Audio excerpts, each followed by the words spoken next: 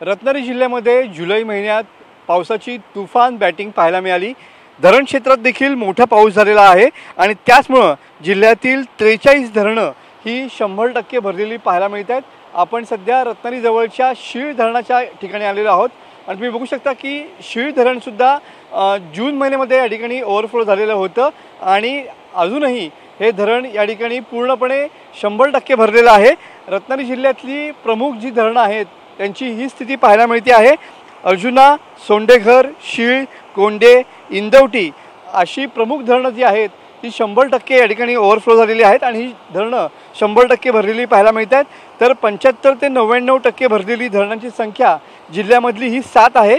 तर 50 ते 55% इतकी धरणं भरलेल्यांची संख्या ही 11 आहे।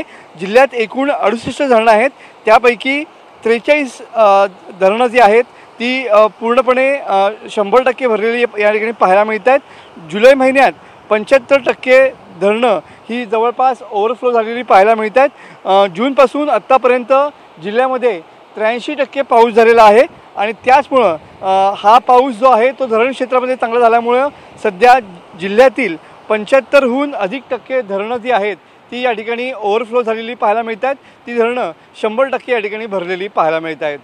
कॅमेरामन समित गजनेसह मी मनोज लेले, TV9 मराठी, रत्नागिरी।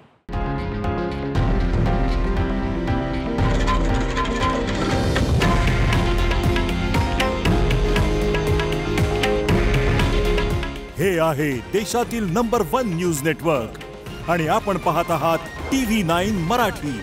काळजी तुमची, हित महाराष्ट्राचं।